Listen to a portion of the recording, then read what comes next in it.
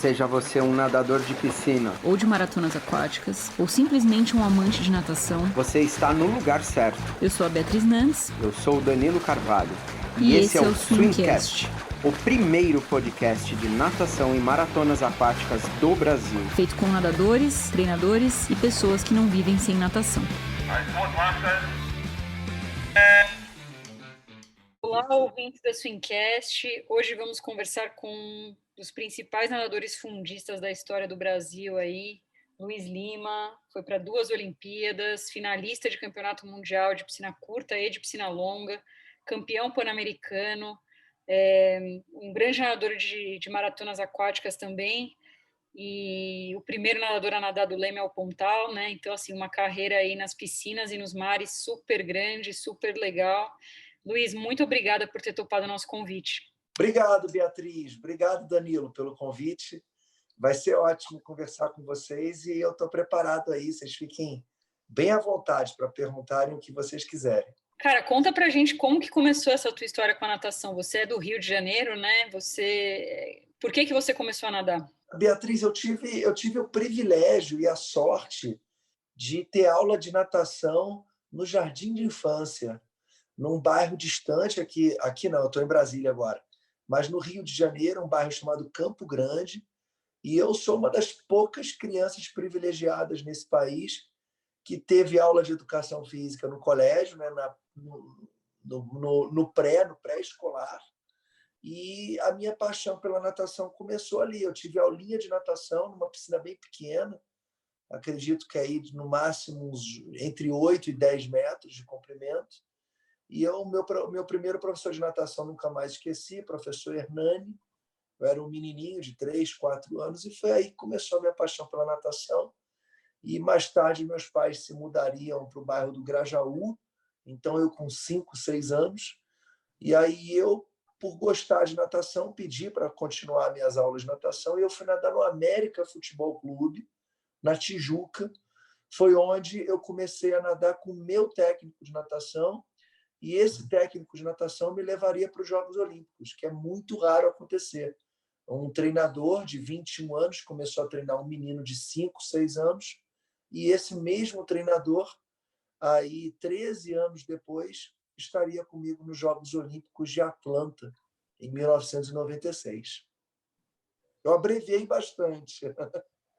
Não, legal. Luiz, e assim, a gente sabe da sua relação com o Luiz Rafael e essa história de vocês terem conseguido sair desde o início até lá, né? Que isso daí representa na sua vida? Isso representa, Danilo, nós que somos educadores físicos, né? Nós conseguimos, raramente a gente erra, é difícil errar, mas a gente consegue identificar na criança a personalidade dela, né? Então, disciplina, vontade de vencer, respeito. Então, eu acredito que o sucesso que eu tive na natação foi porque teve uma soma de fatores entre treinador e atleta que contribuíram para o sucesso do que a gente desejava. Então, eu sempre fui uma pessoa muito disciplinada, o Luiz Rafael um técnico muito estudioso, eu sempre fui uma pessoa que gostei sempre de ouvir a opinião das pessoas que me cercavam, e graças a Deus eu tive pessoas muito boas do meu lado, tanto os meus pais como situações de clube sempre positivas. Então, eu acredito que para você ter sucesso na vida, primeiro parte de você, e depois você tem que ter a sorte de estar no lugar certo, na hora certa e com as pessoas certas.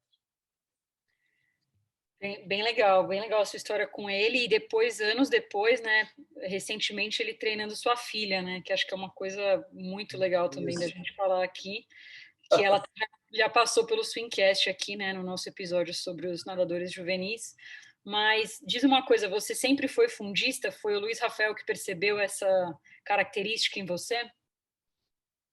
Eu quando era bem novinho, eu nadava borboleta, provas de mirim, infantil A, antigamente a categoria era mirim, infantil A, infantil B, juvenil A, juvenil B, júnior. Mas eu, ali no mirim, mirim 1, mirim 2, eu ganhava as provas de borboleta e de crawl, 50 e 100 livre. No infantil A, eu no infantil A2, então com 88, 11 anos, eu passei a não mais vencer as provas de 100 livre e venci as provas de 200. Mais tarde, no infantil B, eu já tinha dificuldade de vencer as provas de 200, mas eu ainda pegava pódio.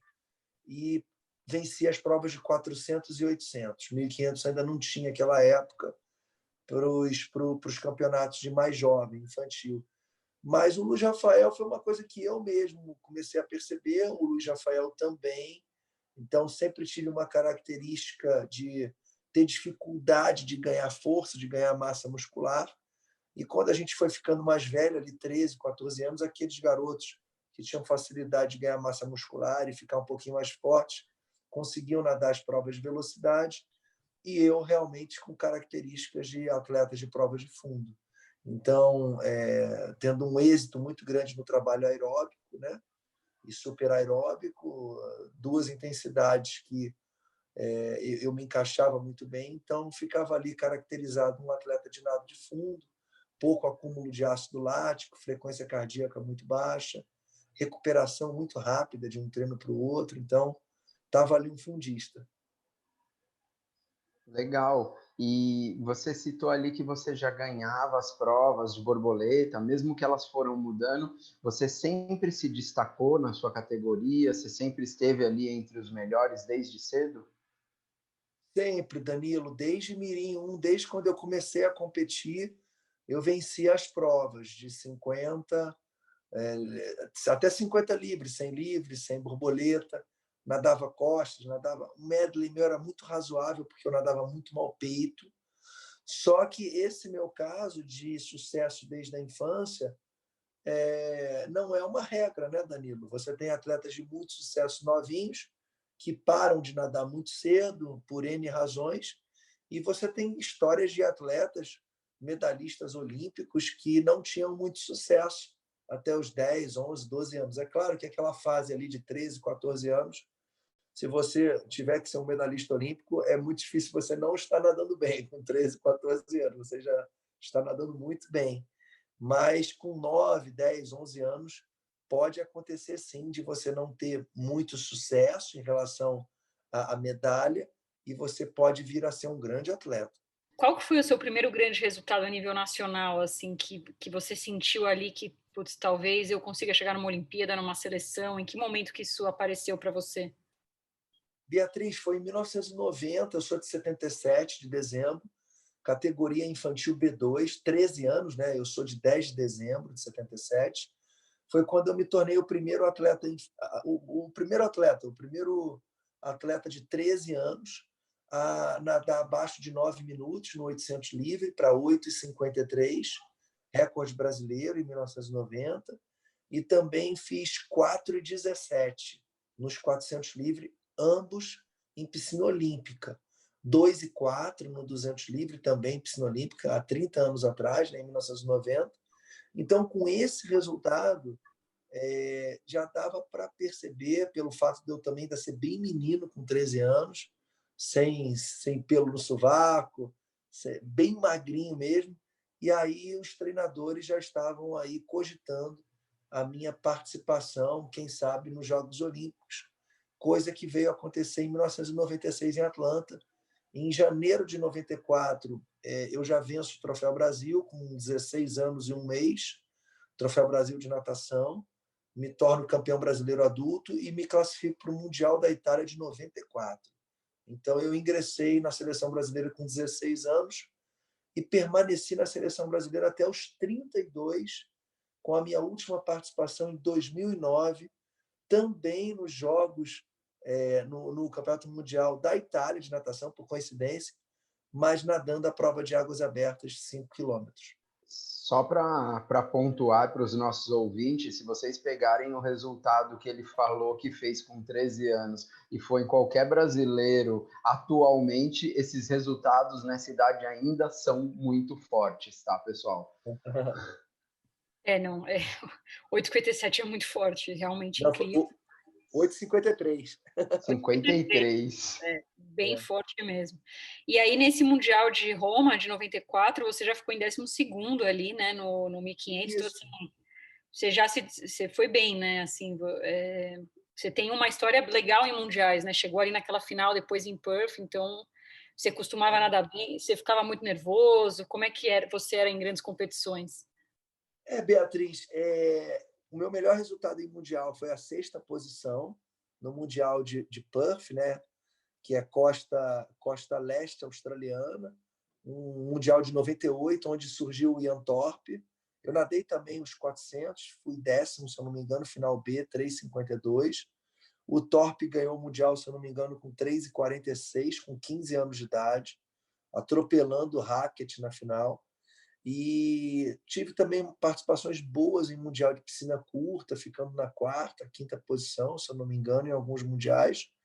Mas eu treinei na Austrália também, em Melbourne, em 96, após os Jogos Olímpicos de Atlanta.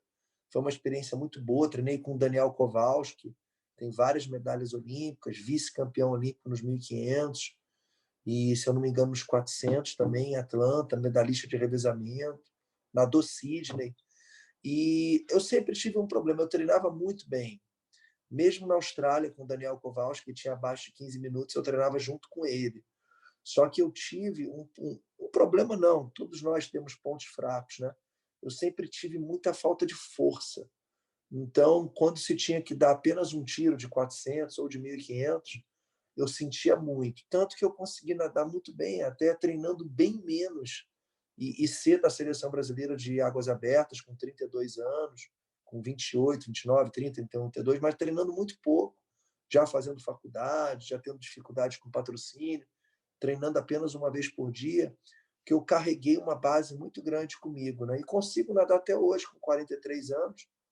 Nadei o Mundial da Nova Zelândia, eu acho que na categoria 40, 44, fiz 2,00 na longa, no 200 livre, 4,13, se eu não me engano, no 400. Então, eu ainda consigo nadar direitinho, ainda treino, não treino pouco, né? Nado mais no lago, aqui em Brasília agora, mas eu tive uma deficiência muito grande de força.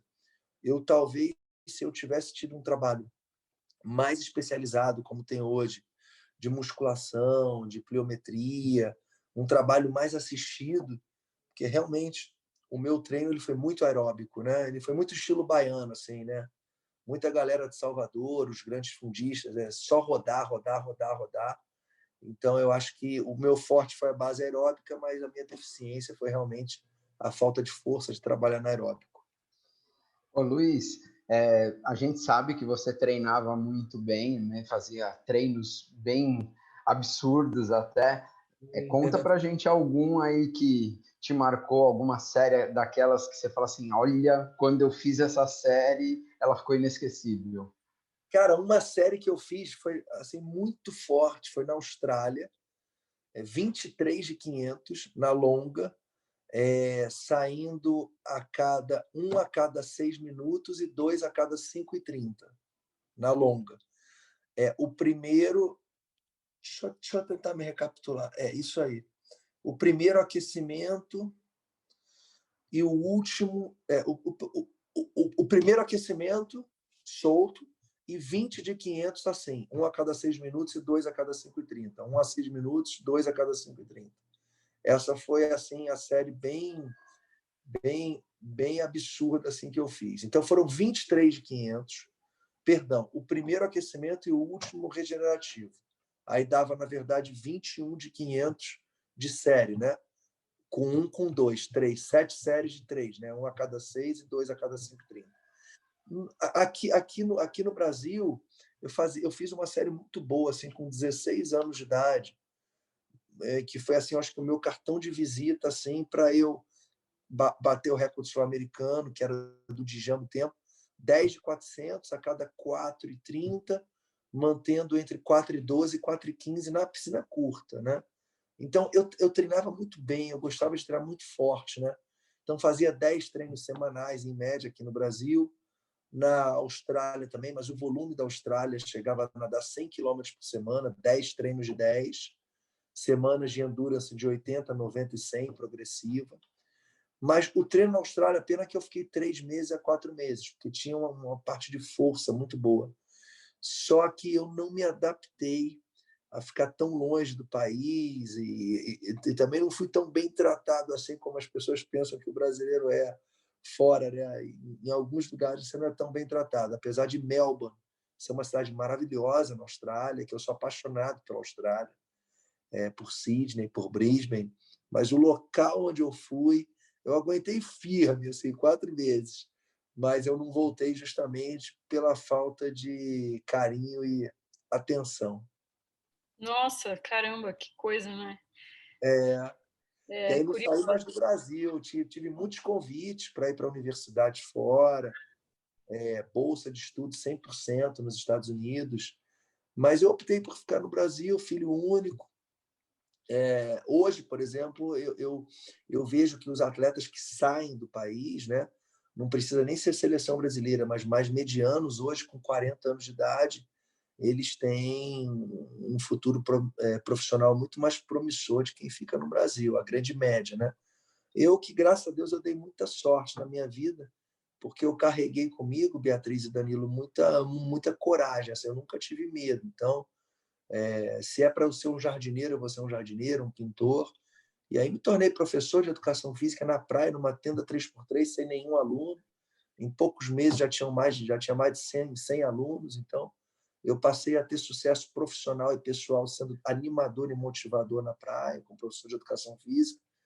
E depois virei secretário nacional, me tornei deputado federal.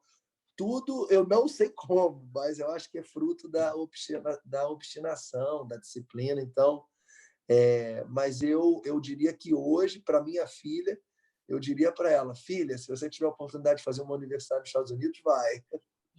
Infelizmente, a gente não tem aqui no Brasil, nas 63 universidades federais, a gente não tem essa ligação com o esporte. O esporte não é tratado como pilar da educação.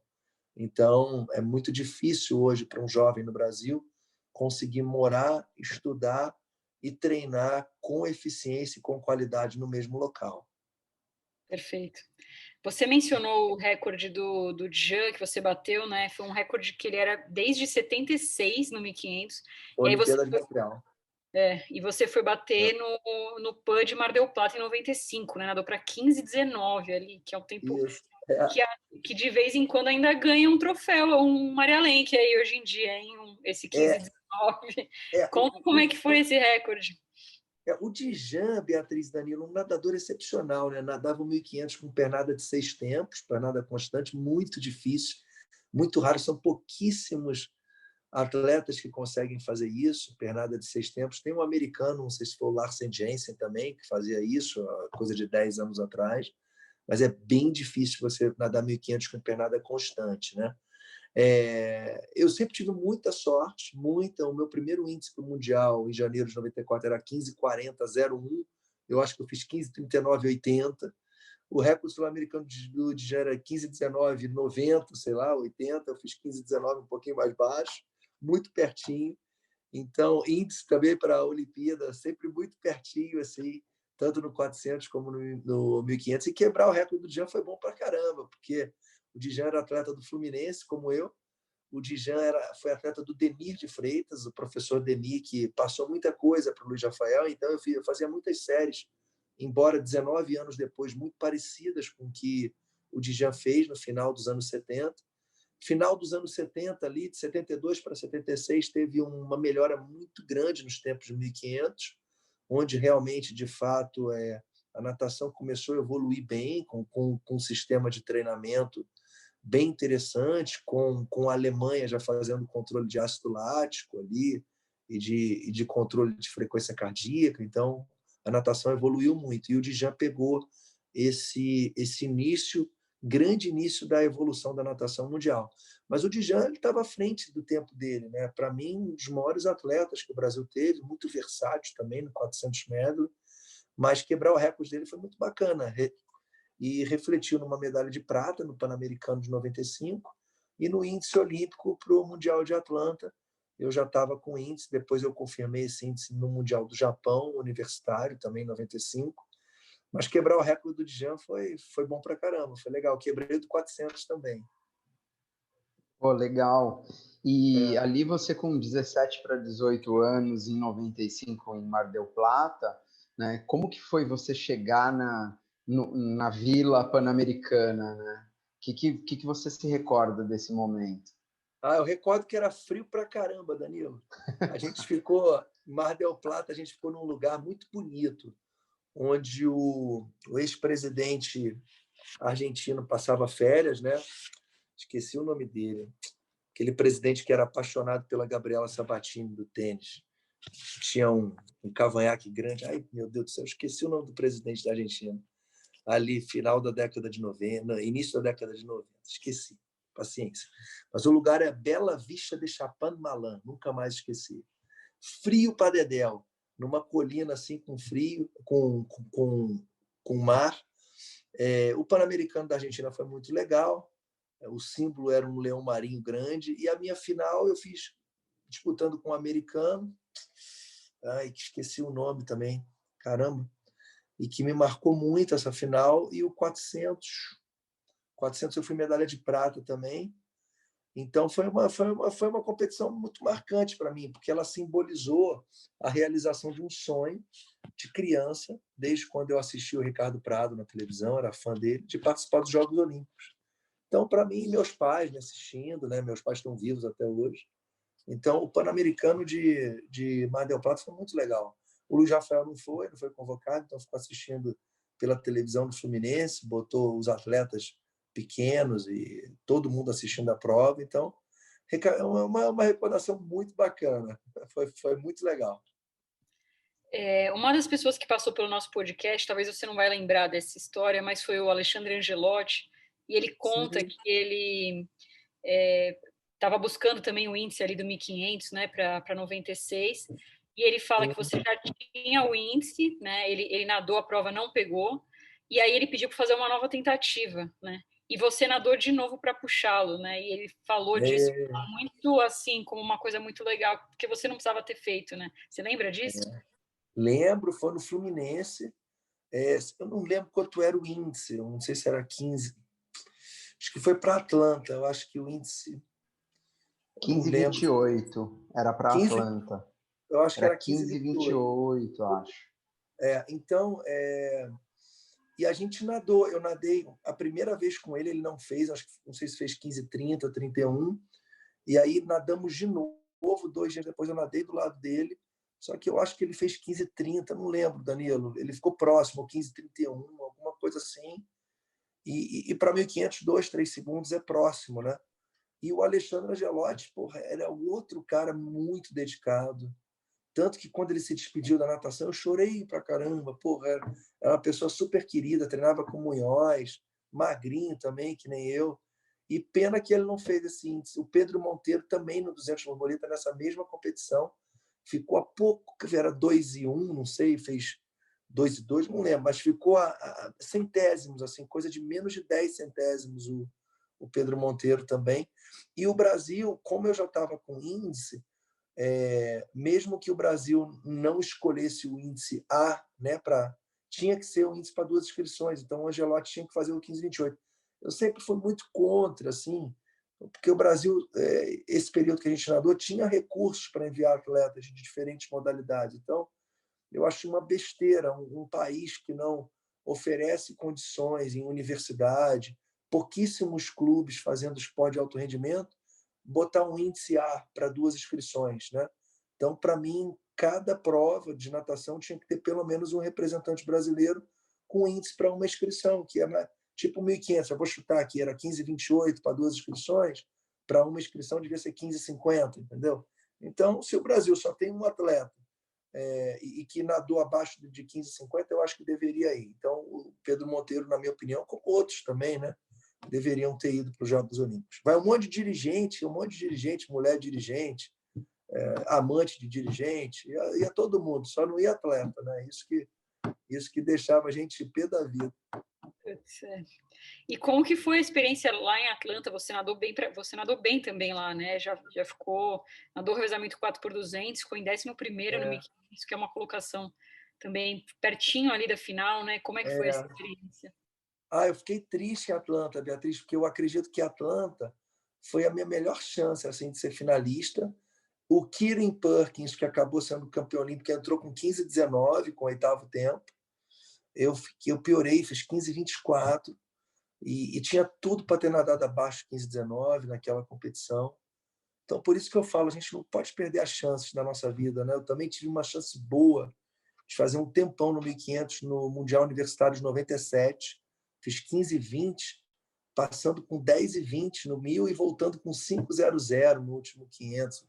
Estava bem para caramba. Uma prova que, apesar de eu ter vencido, eu perdi a oportunidade de ter feito 15,15, 15,14. Tinha que ter nadado mais rápido no início da prova. Nadei apenas para ganhar, assim, para tirar a onda com o adversário, passar o cara. Tá? Passei em 7º no 1.000, aí quis fazer gracinha. Ganhei a prova, mas perdi a oportunidade de dar um tempo. E o Kirin Perkins, nessa competição de Atlanta, ele vence com 14,56, se eu não me engano. Ele se torna campeão olímpico. Assim, foi uma das provas mais bacanas que eu já vi na minha vida. O Kirin Perkins, muito querido na Austrália. Ele vence na raia 8, quase não se classificou e nadou forte, mas nadou mal a eliminatória. E ele sobe a arquibancada para abraçar a namorada e a mãe, numa cena muito bacana. Assim. Foi muito legal essa prova. Essa prova não passou no Brasil ao vivo, esse 1.500 do Kirin Perkins, mas foi uma das provas mais bacanas assim da natação que eu já vi. E ele poderia agradecer a mim, né? Que se eu tivesse melhorado um pouquinho, ele podia ter ficado de fora da final, né? E não ter sido campeão olímpico, porque ele entrou com o 8º tempo. É verdade. E foi 15,21, na verdade. Então foi bem pertinho mesmo de ficar. Eu fiz 15,21? Não, você fez 24, ele fez 15,21 na eliminatória. Então foi isso. É muito perto, Realmente, né? é. Tá certo isso aí. E conta do 400, né? Acho que era. Você também nadava bem, nadou ali também o 400 na Olimpíada, bateu recorde sul-americano. Era mais. Imagino que era mais difícil para você sair essa prova, né? O 400, eu considero que é uma das provas. Primeiro, a mais difícil de nadar para mim é o 400 medley, né? Porque você troca de estilo, né? Além de você enfrentar uma distância que ela é intermediária, você tem que começar muito forte desde o início, não tem essa. Você começar o 400 fraco. 400 medley você ainda troca de posição, né, de nado, que é bem difícil. Mas o 400 livre eu sempre tive uma característica de nadar a prova ou dobrava ou nadava negativo. Então, a minha melhor marca foi 1,57,00 com 55,20 de volta, né, dando 3,52,20 na longa, no PAN de 99. E era uma prova que eu adorava nadar. O 200 livre eu cheguei a fazer um 51 baixinho, disputava ali com o Gustavo Borges o Troféu Brasil, ele dava um 49, um 50, mas o 200 eu sentia muita dificuldade de passar forte. Então eu passava com 55, 0, voltava com 56, 0, ou dobrava 55, não conseguia passar com 54 baixo, nem 53 alto, tinha muita dificuldade.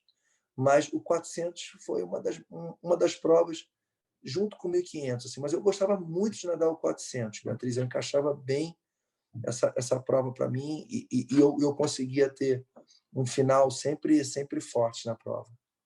A gente lembra, né? Quem assistiu você nadando lembra daquele final de prova. Era bem legal de te assistir nadando mesmo. E conta do Mundial de Perth, né? Que foi o seu principal resultado, talvez, assim, esse 6º lugar. Você baixou o recorde sul-americano lá 2 vezes, né? Nadou para 15,19 na eliminatória, 15,17 na final. E, pô, um Mundial fortíssimo também. Fala um pouquinho mais dessa prova. O Mundial de Perth é um parque aquático maravilhoso, onde sediou o Mundial de 90, o Campeonato Mundial de 91 também. A Austrália respira natação. A Austrália é um país que nós, que somos nadadores, tem que conhecer. As piscinas mais bonitas do mundo estão lá, beira-mar, como acontece na praia de Bondi. Piscinas antigas, tanto no centro de Melbourne, onde foi filmado um filme que era de um nadador australiano, está lá a piscina. Então, eu, quando fui com a Luísa viajar na Austrália 3 anos atrás, com a minha filha e com a Milene também, a gente conheceu muitas piscinas e piscinas belíssimas. Então, nadar um mundial na Austrália foi estar no país da natação, para mim. É o país que tem o melhor rendimento na natação, em função de poucos habitantes, são 20 milhões, são um pouco mais de 20 milhões de habitantes, 10% da população brasileira, mas que respiram natação. Então, desde os Jogos Olímpicos de 56, com o Murray Rose, que ganhou os 1.500, 400, a Austrália ela tem sido uma das potências na natação. Então, para mim, nadar um mundial de perto foi nadar no país da natação, para mim. E nadei o 400, eliminatória, minha primeira prova foi o 400.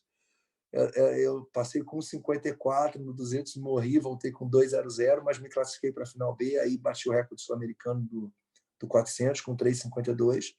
E estava muito bem treinado, muito bem condicionado.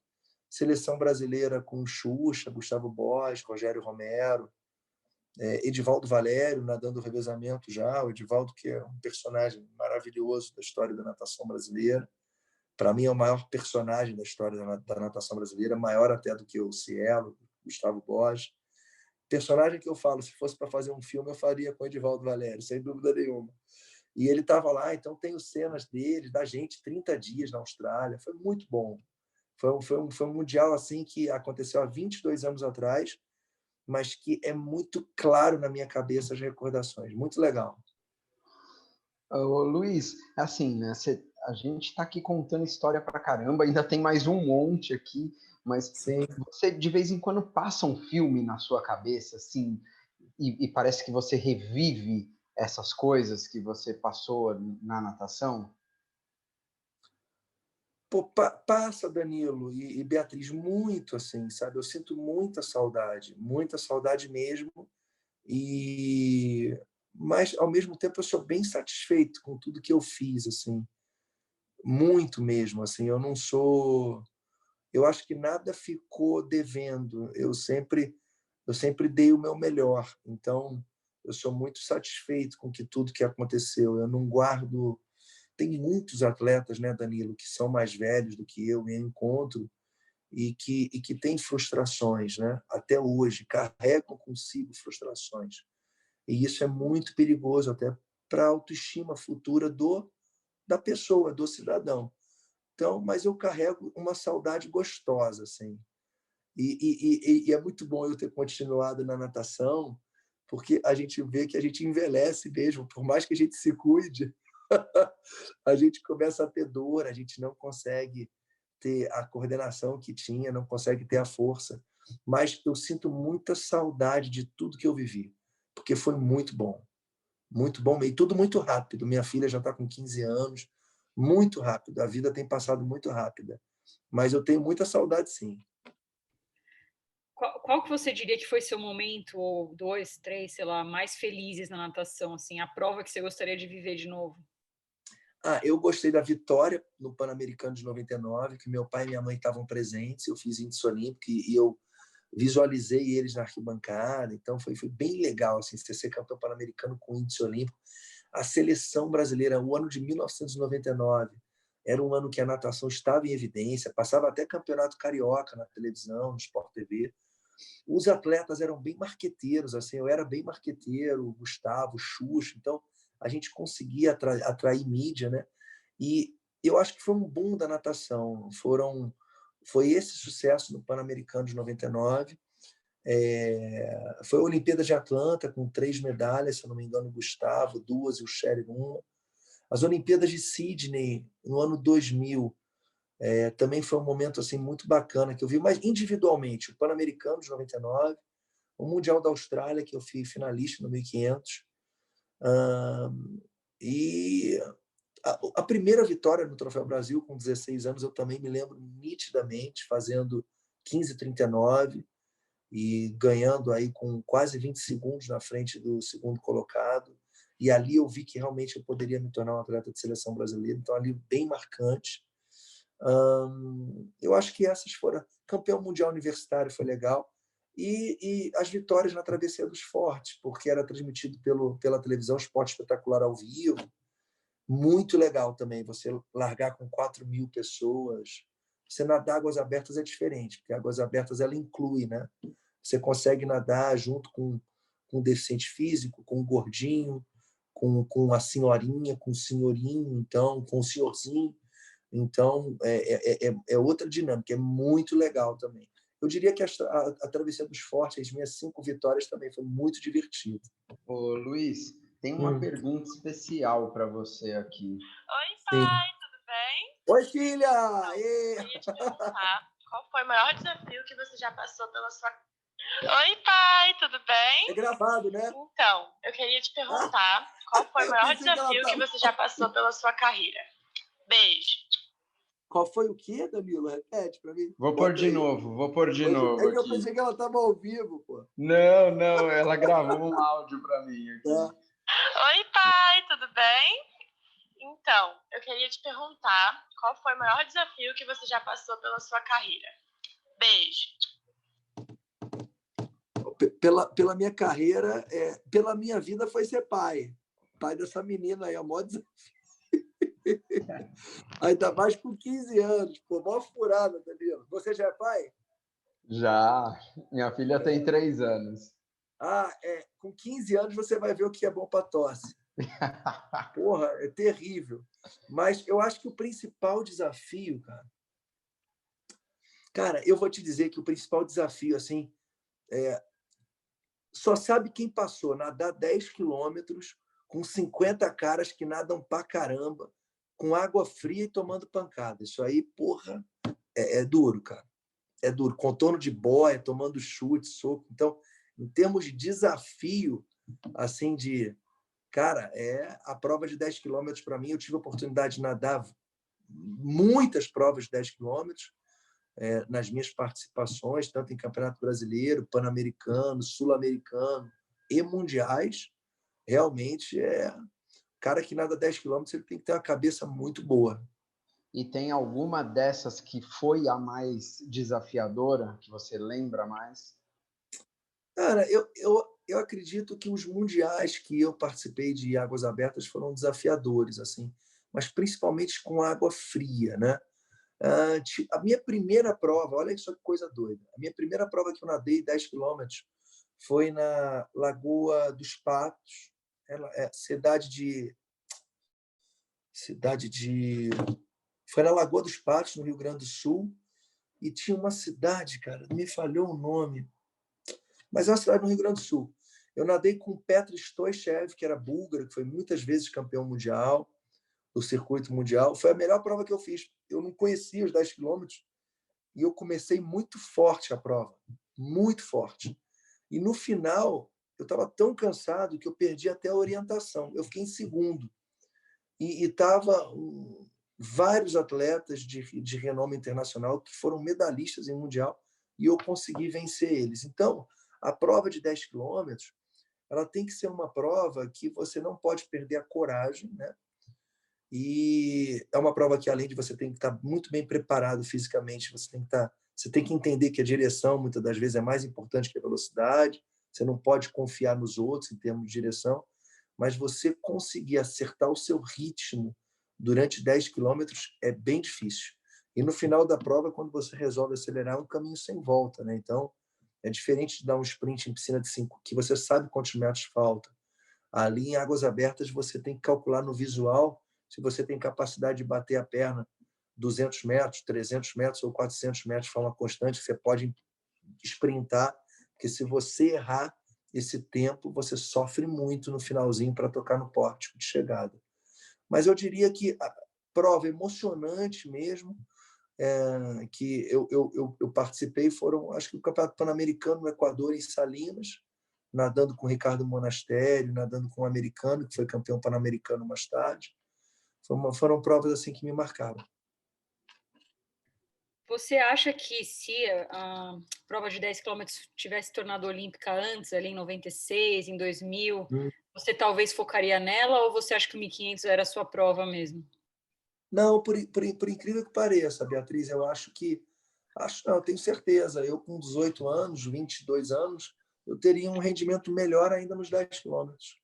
Eu tinha uma base aeróbica muito grande, tanto que para o Mundial de 2009, eu me despedi em 2008, me despedi no final de 2008, com a travessia do Leme ao Pontal, e eu já estava uns 2, 3 anos só fazendo um treino por dia. Eu estava assim, largando mesmo. Aí, em 2009, início de 2009, eu já estava nadando muito pouco. Aí eu fui fazer uma travessia em Porto Belo, e aí fiquei em segundo. e por batida de mão, quase ganhei do Alan do Carmo. É uma travessia que você sai do continente, dá a volta na ilha e retorna para o continente, dá 5 quilômetros. É muito legal essa prova, com ombro esquerdo, muito bacana. E eu me classifiquei. Aí eu lembro que, eu não vou falar o nome, tinha uma diretora da CBDA, que é até minha amiga. Eu não tinha patrocínio de correio, não tinha mais nada, não tinha patrocínio nenhum. Já estava querendo dar um novo rumo para a minha vida. E aí eu me classifiquei para o Mundial, eu não treinei nada para o Mundial, eu não treinava nada, mas eu me classifiquei. Aí eu fui numa competição no Rio, eu perdi para um menino lá no Rio, Luiz Felipe Lebez. Eu pedi, aí essa diretora veio falar comigo, pô, Luiz, você não tem vergonha não? Pô, você vai para o Mundial? Pô, o pessoal tem que ter vergonha que não conseguiu ganhar de mim na eliminatória de Porto Belo, né? Eu vou. E acabou que eu fui o brasileiro que mais bem colocado nos 5 quilômetros no meu último Mundial, em 2009, e eu nadei super bem. Essa prova foi em Ostia, que é uma cidade litorânea, né, da Itália, e acabou que eu fui muito bem mesmo, assim, eu nadei bem. Então, aí eu me despedi, aí eu encerrei a participação na seleção brasileira de natação. Impressionante, eu não lembrava que você tinha ido para 2009, porque realmente o Leme Pontal foi em 2008, é bem legal. Foi. E como que foi esse Leme Pontal, hein? De onde que veio essa ideia? Você sabe que, desculpa tua, eu fiz essa prova, né? Ai, que legal, Beatriz. Eu fiz a prova há 2 Você anos fez e em que ano? faz 2 anos que eu fiz a prova. Ah, é recente. 2018 você fez? 2019? É. E, Legal. pô, eu vi você no Esporte Espetacular fazendo, né? E assim, virou uma prova que é a prova que todo mundo quer fazer, assim, de ultramaratona no Brasil, né? E foi culpa sua que começou. Como é que foi a ideia? Comigo foi, eu queria me despedir, isso foi dezembro de 2008, né? E a minha despedida era para ter ido mesmo. Eu fui de Araque nessa eliminatória de 2009, em Porto Belo, e aí eu fiquei em segundo e acabou que eu fui para o Mundial. Mas a minha despedida foi em 2008, em dezembro, e eu tive, graças a Deus, essa luz. Eu sempre vi as despedidas dos atletas muito sem graça, né?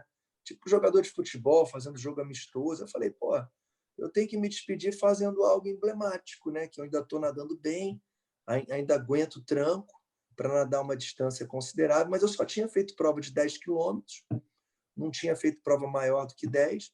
Mas o do Leme Pontal é a música do Tim Maia. Eu estava assistindo televisão e aí vi um cover do Tim Maia cantando num programa de televisão, e o Tim Maia faleceu em 98. 2008 estava completando 10 anos da partida dele. A minha mãe se chama Vitória Regia, é o nome da banda do Tim Maia, Vitória Regia. E aí o cover era muito engraçado, ele tanto participou também do programa do Esporte Espetacular, quando eu fiz do Leme Pontal, muito parecido com o Tim Maia. Ele foi o ator que fez o filme do Tim Maia, inclusive, né? E aí foram 35 quilômetros. Eu saí 1h45 do Leme, cheguei 10h10. Tinha que ter saído 2 horas, porque no finalzinho ainda tive que, no final do recreio, nadar muito devagar e até me esconder atrás do barco, porque a Globo ia entrar ao vivo. Mas foi aquele ritmo, né, de caminhão de Serra de Itaipava, nadando tranquilo, bem tranquilo mesmo, que eu não sabia se eu ia aguentar aquele ritmo de primeira marcha, né? Bem tranquilo mesmo, mas o mesmo ritmo de primeira marcha, bracinho, a axila fica doendo no final. Mas eu cheguei bem, consegui ficar em pé, é porque o meu medo era, pelo fato de eu só ter nadado 10 quilômetros, como é que eu vou nadar 35, né? Mas foi muito legal, teve uma repercussão muito bacana e eu fui muito feliz de ter feito essa travessia. Aí depois veio o Aderbal, que montou a associação, né, e hoje ele dá apoio para os atletas que querem fazer essa prova. E para mim foi a melhor coisa que aconteceu, porque demorou ainda alguns anos para um outro atleta fazer, foi o Aderbal que fez, foi o segundo atleta a fazer. E graças a Deus eu me sinto muito honrado de ter tido essa luz e criado uma prova referência hoje para o mundo, para atletas profissionais e amadores, em superarem, né, em fazerem da sua vida mais emocionante. Sem dúvida. E acaba sendo uma homenagem ao Rio de Janeiro, né? Que é uma que é linda essa prova, né? E o Zé Ferreira fez agora, né? Dupla, né? Ele foi e voltou, né? Pois Ele é. fez... Nossa, quando ele terminou em 15 horas, eu tava acompanhando, eu estava aqui em Brasília. Aí uns amigos meus, assim, falam, caralho, 15 horas, tá lento pra cacete, porra. Esse cara vai parar. Aí ele saiu na areia, né? Cara, eu jurava que ele ia parar. Porque 15 horas é um tempo considerável, né? E ele foi e voltou acho que em 10 horas, né? E 10 horas ou quase 9 horas alto, né? Porque ali a condição, eu falei até para o Cleiton antes dele fazer a prova, nunca você vai ter a coincidência de você vir a favor, chegar, trocar a correnteza de imediato e voltar a favor. Uma das pernas você vai pegar contra, né? A sorte, o ponto positivo é que a água estava a 25 graus, isso foi muito positivo, mas olha, a determinação dele foi muito bacana. O Zé Ferreira nadou comigo, pequeno, a gente disputava as provas de 200 livre, né? 100 livre ele ganhava de mim no infantil A, mas aquilo ali é muito psicológico. É claro que você tem que estar bem treinado fisicamente, mas é a capacidade de você pensar positivo. Se passar um pensamento negativo por você, você para. Então, o fato do José Ferreira ter feito 15 horas ali na ida e ele ter tido a coragem e a vontade de voltar, para mim fez com que a travessia tenha tido assim um brilho ainda mais. Muito legal. Muito legal mesmo. Muito. E você montou, na verdade eu não sei se foi você, É mas muito legal, mas eu não queria fazer Ela horas da queria, primeira sim, ela queria, a gente ia fazer, que ela tá grávida, ela ia fazer ida e volta. Beatriz está grávida? Tá. Que legal, Beatriz. Tá para nascer aí, mais um mesinho. E eu queria que você contasse da Gladiadores, né? Que foi você que montou, você era o treinador, que é uma Sim. coisa que hoje em dia tem muita equipe treinando no mar, no Rio, mas eu não sei, acho que você foi um dos primeiros ali, né? Na verdade, começou com natação no mar. A minha história toda, Beatriz, o meu depois da minha carreira de atleta, ele se resume em oportunidades que eu tive na minha vida, eu consegui perceber. Então, no ano de 2006, eu fui convidado a dar uma palestra sobre águas abertas para um projeto chamado Natação no Mar no município de Rio das Ostras, no interior do estado do Rio. E uma professora de educação física chamada Isabel Thomas, que hoje é minha assessora política, olha como é a vida. Ela me chamou, e ela, professora de educação física, dava treino de natação no mar, uma praia muito calminha em Rio das Ostras. Eu fiquei maravilhado com aquilo, eu falei, caramba, pessoas, empregada doméstica, menino que nadava bem, senhorzinho, deficiente físico, todo mundo nadando na praia. Eu falei, cara, que bonito isso. Eu fiquei até emocionado, me emocionava, chorava. Tanto que eu tinha cobrado para ela, e foi uma das coisas assim, a palestra, né? E graças a Deus eu tive a sensibilidade e o bom senso de não cobrar a palestra que eu dei, porque eu fiquei tão maravilhado que eu preferi pegar aquele dinheiro e reverter para o projeto, né? Porque a prefeitura queria me pagar, me pagou, mas eu reverti na mesma hora. E eu fiquei com aquilo na cabeça. E após eu fazer a travessia do Leme ao Pontal, em 2008, o patrocinador do evento, que conseguiu expor esse evento dentro do esporte espetacular, porque não adianta nada hoje também você fazer algo extraordinário se as pessoas não assistem o que você fez, né? Adianta para você, mas em termos de promoção esportiva, para você contagiar as pessoas e você valorizar aquilo que você fez, até para você ter um retorno, até profissional, você tem que aparecer. Então, a Rede Globo transmitiu esse evento que favoreceu muito, me favoreceu muito. E esse patrocinador chegou, Luiz, você não quer fazer um projeto esportivo? Aí, na hora, veio, claro que eu quero trazer o Natação no Mar da professora Isabel para Copacabana. Então, dia 7 de abril de 2009, começa o projeto, coincide com a minha saída do esporte.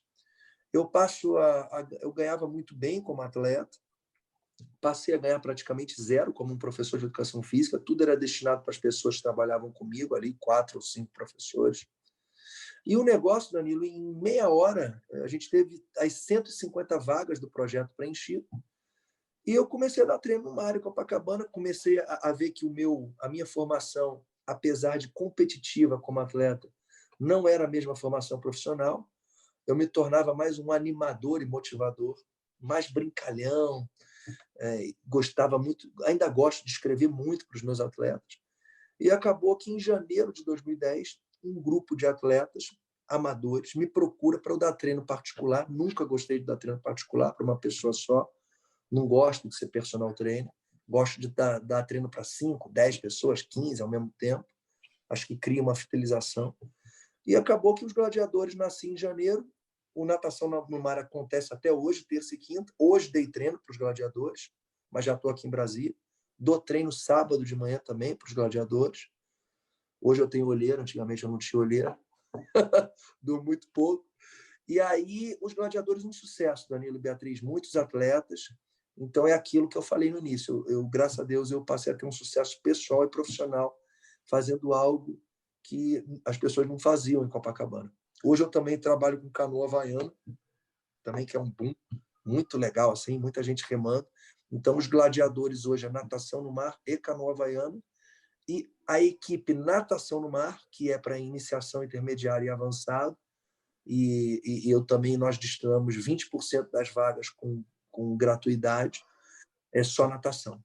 Então, o posto 6 hoje tem mais de 10 equipes de águas abertas, tem equipes de stand-up de canoa havaiana, e eu tenho a felicidade de, 7 de abril, ter sido o primeiro profissional de educação física a ter iniciado treinos contínuos de natação no posto 6. Pô, Luiz, fala, Bia. Não, eu ia perguntar se você nada também com os Gladiadores, ou já deu? Não, eu caio para nadar, para mostrar alguma coisa. Eu não treino, eu fico em pé numa prancha de stand-up junto com mais 2 apoiadores, né, 2 colaboradores que estão comigo desde o início, um professor e o outro guarda-vidas, e eu dou treino de natação numa prancha de stand-up. E isso com muitas boias, 5 boias, 8 boias, sempre muito criativo, mas respeitando o aquecimento, educativo, velocidade, série principal. Então, temos um bote também de resgate com motor de 15 HP. Então, nós temos uma infraestrutura assim, muito bacana, parceria com a colônia de pescadores desde o início. Então, e todas as equipes hoje somos muito organizados. Assim. Tem a Navegante, tem a Esquilo, tem o Treino, tem Tribos, tem a equipe 15, tem a Fox, tem a equipe do Tobias, tem a equipe da Camila, tem a equipe do Bruno, tem uma galera boa do Flávio, aí vai andando na praia, né? E cada um tem o seu espaçozinho no mar, todo mundo pode nadar no mar, o mar é de todos, mas a gente tem as boinhas lá de cada um, é bem legal. Copacabana ficou bem legal aquele ponto. Democratizou a natação no mar ali, né? Muito legal. Muito legal, Danilo. Mas assim, só para a gente voltar aqui, que eu lembrei de um negócio, né? Você teve nas Olimpíadas de Sydney. Foi especial por causa daquele revezamento, e você já falou do seu carinho pelo Edivaldo, ele já passou aqui, né, no nosso podcast, e ele também cita que você ligou para ele para levar uma das piscinas que hoje tá lá e tudo mais. Conta um pouquinho ali de Sydney, dessa medalha, o que foi você vivenciar e tá torcendo ali. Cara, o Edivaldo é assim... O Edivaldo é inspirador, assim. O Edivaldo, no Mundial de 98, ele nadou com a sunga puída, cara. Ali no meinho do bumbum puído, né? E a gente na arquibancada, a gente estava bem atrás. Eu falei, puta que pariu. Edivaldo nadando com a sunga puída, cara. Aí, quando acabou, eles foram super bem. Não sei se ficaram em quarto, quinto, né? Eles foram medalhistas em Sydney. Aí acabou a prova, eu cheguei para o Edivaldo e falei assim, porra, Edivaldo, tu tem a bermuda aí que a Speedo te deu, outra marca, não lembro qual, nova, por que tu nadou com a sunga puída? Ele falou, pô, meu rei, isso aqui é a sunga da sorte. E o Edivaldo, filho de policial militar, nadou ali na Fonte Nova com o Serjão, técnico dele. Nadava feio pra caramba, assim, a fase aérea da braçada, mas embaixo d'água, cara. Super eficiente, tanto que nos nossos testes de biomecânica era um dos atletas mais eficientes em termos de propulsão. A fase aérea dele bem feia, né?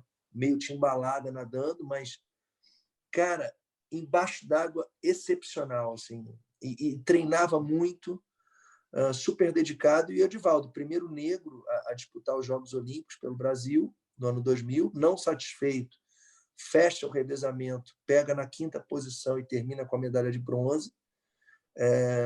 E isso por si só, primeiro baiano, nadador, medalhista olímpico, primeiro negro, então quebrou um tabu assim excepcional. E um cara muito simples, muito feliz, e que eu só tenho elogio. Eu sou fã do Edivaldo, cara. O Edivaldo, para mim, é um dos heróis aqueles brasileiros esquecidos, né? Eu costumo falar que triste é o país que precisa de heróis, mas mais triste é o país que maltrata os seus heróis, né? E quando eu me tornei secretário nacional de esporte, por acaso, né, após o impeachment da presidente Dilma, e aí eu aceitei, trouxe pessoas melhores do que eu para me cercar aqui em Brasília, acabou que eu tive uma passagem positiva, saí quando eu quis também, quando eu vi que o meu trabalho já tinha sido feito. Mas uma das piscinas dos Jogos Olímpicos estava sob minha responsabilidade, 2, não 3, aliás, né? E uma delas eu liguei para Salvador, consegui falar com a equipe do ACM Neto, que era prefeito de Salvador, e eu perguntei se eles tinham interesse em receber uma piscina olímpica, que eles preenchessem o requisito, porque eu enxergava que eu tinha que levar... Uma piscina já estava comprometida com a Forças Armadas, e eu enxergava na minha cabeça que eu tinha que mandar uma piscina para a região norte e outra piscina para a região nordeste, porque são 2 regiões do país, ainda mais a região norte. A região norte teve muito poucos atletas nos Jogos Olímpicos.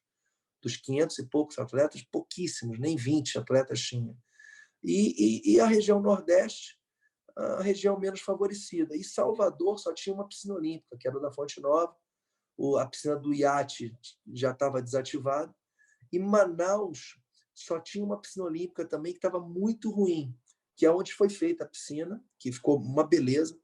Mas quando eu liguei para a equipe de Salvador, e eles ficaram super entusiasmados e tiveram que arrumar um local, e estava praticamente fechado.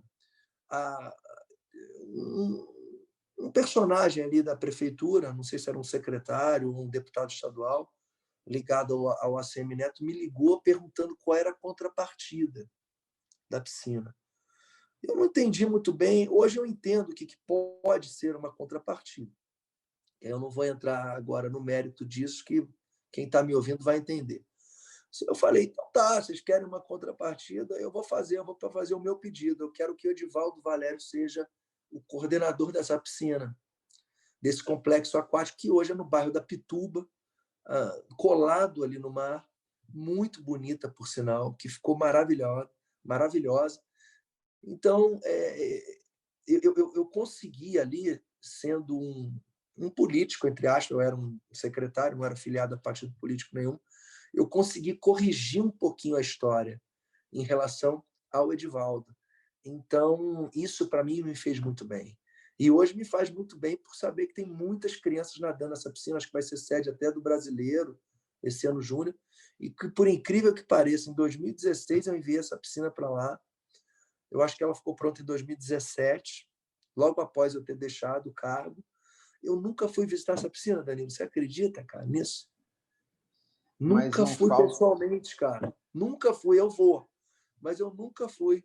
E foi muito legal, porque você, quando se torna, seja um deputado, um político, você tem essa chance, né? Então, se você aproveita, e eu soube aproveitar com outros equipamentos também esportivos, mas o mais importante também foi ter colaborado aí em outros pontos no esporte, mas aí não vem ao assunto. Mas o Edivaldo, para mim, eu tive a chance de fazer isso por ele e por Salvador, mesmo não sendo hoje o político da Bahia, né? Eu tive a oportunidade, eu acho, de fazer uma coisa muito positiva. Com certeza, é um baita legado, a piscina é lindíssima. Eu sei que quando você puder ir lá, você vai aproveitar e dar uma treinada, inclusive, né? Assim, hoje, se você tivesse o poder na sua mão, tipo uma varinha mágica, né, para melhorar e mudar o esporte no Brasil, quais seriam, sei lá, os 3 pontos que você usaria para realizar esse sonho? Cara, eu acho que eu nem usaria o segundo ou o terceiro ponto, não, Danilo. Eu não vejo necessidade, eu não vejo o porquê de você ter um Ministério do Esporte, uma Secretaria do Esporte, se você não tem dentro do Ministério da Educação uma rubrica direcionada ao desenvolvimento esportivo nas universidades federais e nos nossos colégios. Então, se você não tem esporte na Universidade Federal, se você não tem esporte na escola e se você não tem no Ministério da Educação, que tem 150 bilhões de orçamento, se você tivesse 1% destinado ao esporte universitário e escolar, você modificaria o cenário esportivo do nosso país e você, de fato, traria o esporte e a cultura também como pilar da educação. Então, hoje, o esporte está muito segmentado em clubes, né, que estão cada vez mais com dificuldade. E você também, eu diria isso, o Ministério do Esporte, o Ministério da Educação enxergando o esporte como uma ferramenta e um braço, um pilar da educação. Ponto. São 63 universidades federais no Brasil que deveriam ser 63 centros olímpicos de treinamento. Isso eu briguei muito enquanto eu era secretário. Infelizmente, até hoje, mesmo eu fazendo parte da base do governo Bolsonaro, eu ainda não enxergo esse movimento sendo feito e isso me causa uma frustração nesse setor, nessa política pública, que seria a política pública esportiva. O segundo é fazer da lei de incentivo ao esporte realmente lei de incentivo ao esporte, não lei de incentivo ao evento. Hoje é muito mais fácil. Hoje está difícil por causa da crise que a gente está vivendo da pandemia. Mas é muito mais fácil você captar 1 milhão para fazer um evento na Rede Globo de televisão, como a Travessia dos Fortes, do que você captar 1 milhão para desenvolver a natação, por exemplo, em Palmas, no Tocantins, ou em Santarém, no Pará. Então, a lei de incentivo ao esporte, assim como a lei de incentivo à cultura, tem essas falhas grotescas do seu uso e da sua aplicabilidade. E isso faz com que as empresas, antigamente, como Coca-Cola, por exemplo, tinham departamentos de marketing voltados ao desenvolvimento esportivo e hoje tem departamentos de uso da lei de incentivo, né? E que muitas das vezes eles usam essa ferramenta como autopromoção da sua marca. Pode ser num show da Ivete Sangalo, da Claudinha Leite, ou pode ser num evento de 2 horas de exposição na televisão esportiva. Tanto ambos eventos culturais e esportivos poderiam estar tendo esse recurso sendo aplicado no desenvolvimento de crianças, e seja no esporte ou na cultura. Eu diria que mais ou menos isso, Danilo. Porra, concordo plenamente. Né? Sensacional sua observação. E você acha que a gente vai conseguir algum dia corrigir isso, vamos dizer assim? Só basta ter vontade, isso corrige rápido. Porque se você destina 1% do orçamento do Ministério da Educação para as universidades federais, para essas universidades, por exemplo, a UFRJ tem a piscina igual da Olimpíada. Porra, não sabe, não tem vontade. Eu sou professor de educação física, e a educação física brasileira não gosta de competição. É o ó do Borogodó. Ela exclui o cara que tem talento para incluir o cara que não tem talento, que tem que ser incluído, mas você não pode excluir aquele cara que tem talento, que gosta de competir, que quer vencer. Então, eu diria que isso começa nas prefeituras, nos colégios municipais, tem os colégios estaduais também, mas eu diria, Danilo, que eu vou mais além. Se o Ministério da Educação começa de cima para baixo a fomentar o esporte atrelado com a educação, você faz com que um problema cultural no nosso país seja resolvido. A gente tem muitos colégios particulares, a imensa maioria deles também não enxerga o esporte como pilar da educação. Assim como os Estados Unidos enxerga como pilar da educação, a Alemanha, o Japão, a Austrália, o Canadá, a França, a Rússia, a China. Então, países bem-sucedidos no esporte têm esporte na escola. Nós não temos nem nas nossas universidades federais. O único reitor, a Universidade Federal de Belo Horizonte tem uma coisa positiva em relação ao atletismo, tem uma piscina belíssima, coberta, de 50 metros. O reitor gosta de esporte, ou pelo menos o reitor da minha época que eu visitei. E tem um reitor da Universidade Federal de Pelotas, chamado Pedro Elal, que é professor de educação física. Era o único professor de educação física reitor de uma universidade federal. Ele gosta muito de esporte também, mas enfrentava essas dificuldades de repasse de recursos exclusivos para o desenvolvimento esportivo. Caramba, que legal. Muito esclarecedor, inclusive. A gente está terminando aqui, Luiz, também para não tomar muito mais do Sim. seu tempo. Eu queria só te perguntar uma coisa, se você acompanha a natação bastante ainda, se você, por exemplo, quando o seu recorde caiu em 2009, ali, que demorou pra caramba, né, foi o Arapiraca, se você acompanha os meninos hoje, o Cachorrão, que tá nadando bem aí o 1.500, ou você tá um pouco mais longe disso? Não, eu acompanho inclusive por causa da Luísa, né? A Luísa tem 15 anos, ela participa de competições já de sul-americanos, campeonatos brasileiros. E o Guilherme, eu acompanhei inclusive ele alguns anos atrás, observando ele treinando, super disciplinado, treina muito. Tem o Rogério Kaufenstein como seu técnico, é muito dedicado. E o Guilherme, ele tem o principal talento que um atleta de nado de fundo tem que ter, que eu considero um talento. Eu considero a disciplina um talento. Tem gente que já nasce para ser disciplinado, tem gente que não nasce para ser disciplinado, então não tem esse talento da disciplina. E para ser um fundista tem que ter disciplina. E ele é muito disciplinado, treina muito forte do início ao fim, assim. Então é um atleta assim fenomenal e que me dá bastante orgulho. Mas é claro que quando eu estava nadando, né, eu sabia o nome de todos os atletas daquela geração, né? Inclusive internacional. E eu era comentarista do Sport TV também. Eu comentava muitas provas do Sport TV. Alguns comentários eu fazia muita piada, recebi algumas punições. Eu acho as transmissões de natação muito paradas, é bem sem graça. Aí eu fazia umas piadinhas no meio, assim, e a Sport TV era bem quadrada. A ESPN, nas transmissões de ciclismo, elas são bem mais soltas, né? Então, teve uma vez que eu estava transmitindo uma etapa da Copa do Mundo, eu acho que em Singapura. Aí foi um nadador do Sri Lanka, eu nunca tinha visto um nadador do Sri Lanka. Aí eu falei assim: "Ô, Guilherme", era o cara que estava narrando, "você sabe qual é a capital do Sri Lanka?" Aí ele: "Não, Luiz Lima é cultura, Luiz Lima é cultura. Não sabe? Eu vou te dar uma dica. É uma marca de geleia de mocotó." Aí ele: "Não fala." Aí eu vou falar. É Colombo.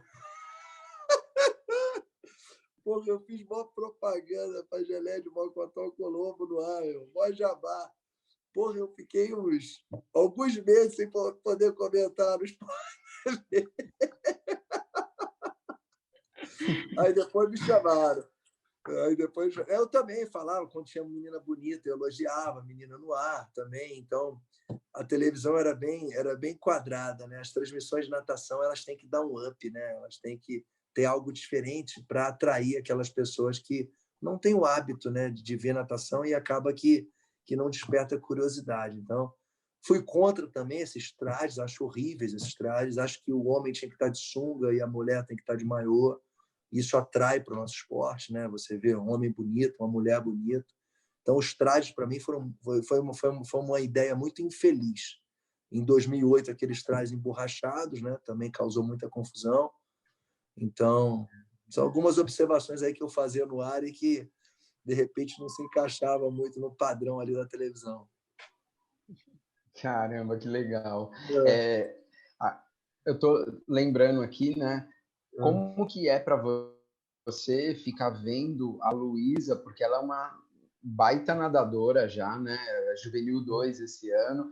E essa semana aqui, esse final de semana, esses dias, você postou um videozinho você treinando com ela no Fluminense. Eu até comentei lá qual que foi esse tempo. Você falou: "Pô, filha, eu ainda estou aguentando, mas eu fiz muita força." Como que é para você acompanhar e ainda ter a oportunidade de cair do lado dela e fazer algumas coisas, né? Legal. Não, aquele dia, coitadinha, ela fez 6 tiros de 50, 6 ou 8, né? E ela estava fazendo 27 em todos. Aí eu caí no último, ali eu estava só soltando do lado.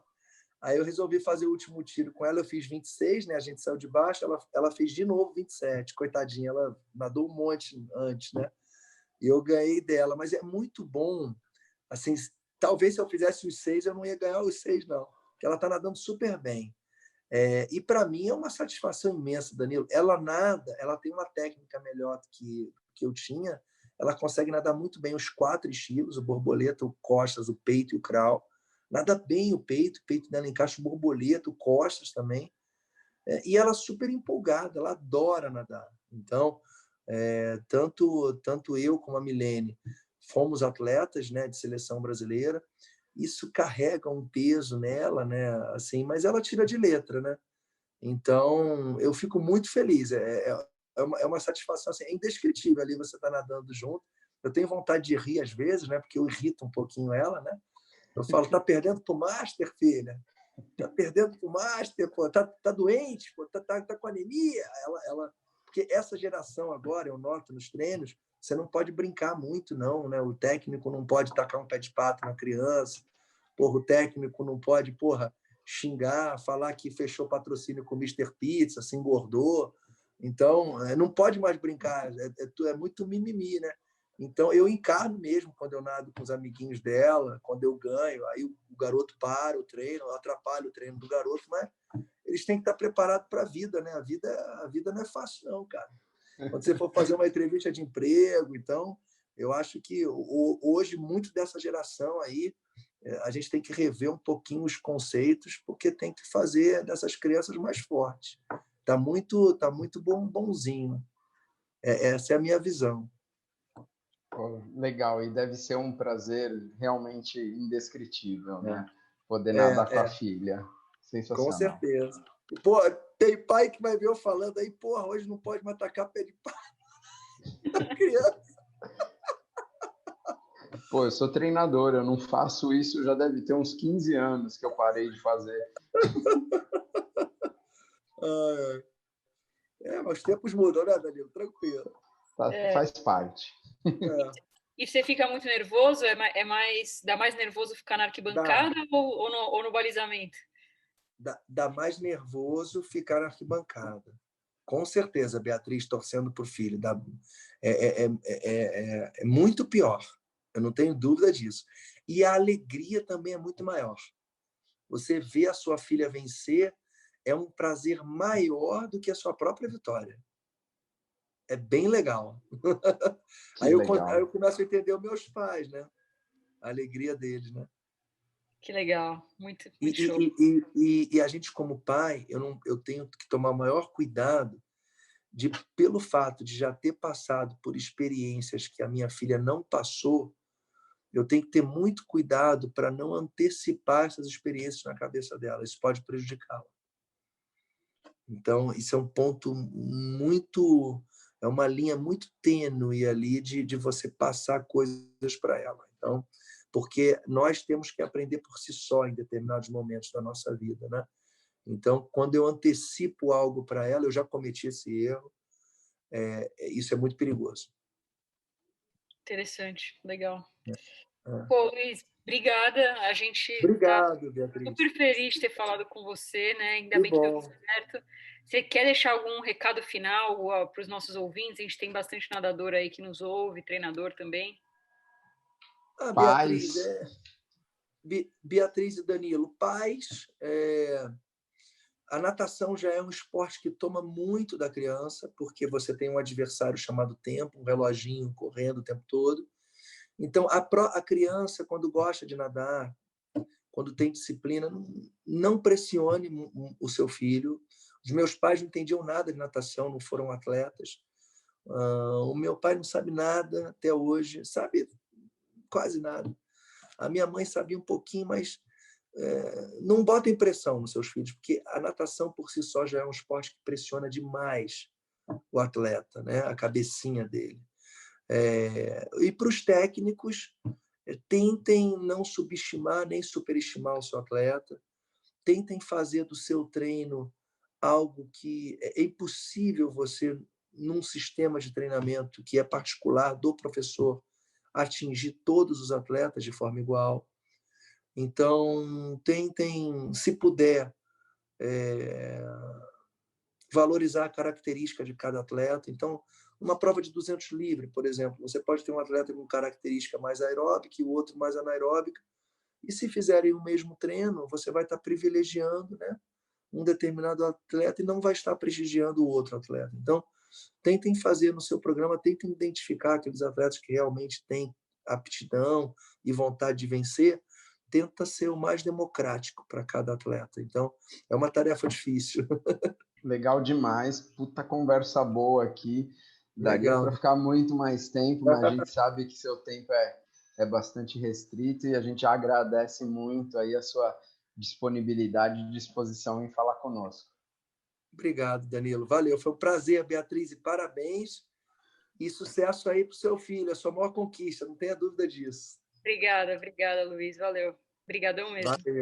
Valeu, Danilo. Valeu, Luiz. Tchau. Obrigado. Tchau, pessoal. Abraço. Valeu.